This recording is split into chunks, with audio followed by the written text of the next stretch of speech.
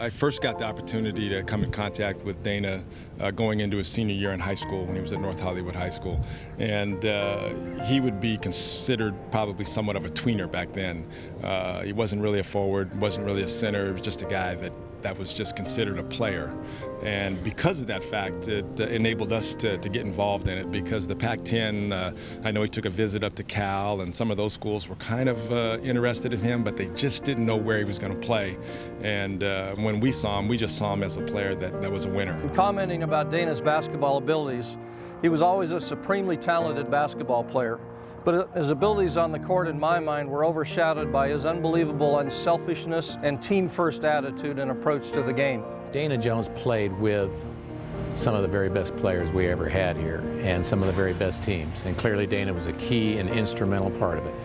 If you look down at the history of Pepperdine basketball and you look in the media guide, you look at the records, Dana Jones is in 1-2 in just about every category, and that's how he was. He was a great player, quietly played, never ever brought any attention to himself, just a take care of business guy. He was a winner.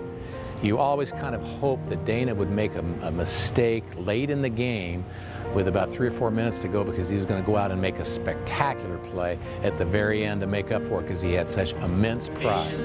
So if he made a mistake towards it, we'd always tell my assistant coaches, if he made a mistake towards the end of the game, greatest thing in the world, because he was going to make up for it as we go down the stretch.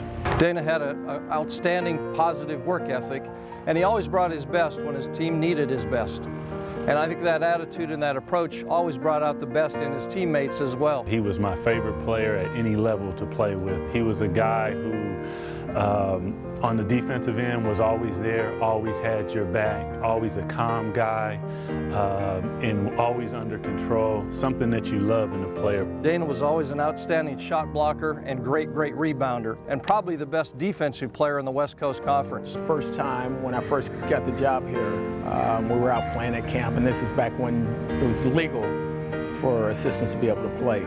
And so I played against Dana, didn't know much about him. We had just signed him, and I was new, he was new.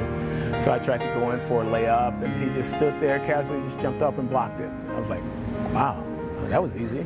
He came in, and he was kind of the glue for the whole team, and kind of held everybody together.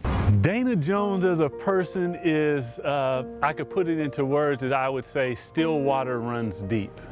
And I think Dana and certainly Doug last year, these guys emulated exactly what you'd want, and they accomplished every single thing that you'd want a team to accomplish that play at this level. He's the utmost friend. He's the most humble person I've ever been around. He was quiet as a mouse. He was a leader by example. Didn't say a whole lot, wasn't a rah-rah guy, wasn't a locker room guy. But when it came to practice, came to games, if you watched him, you were going to try to emulate what he was doing. And a lot of times as a coach, you want your leader or your best player to be very vocal, but he didn't have to be.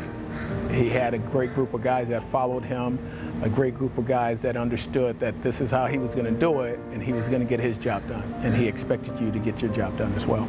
You got a little bit of glimpse of what he was going to be like when we were in his home. And you see the kind of family that he came from. You know, you look at his mother, who a single mother who raised 2 boys, and to be that close and to raise him with such values that she did, you knew you were going to have a special person in that regard. If my son turns out to be like Dana Jones off the floor, I got a great son.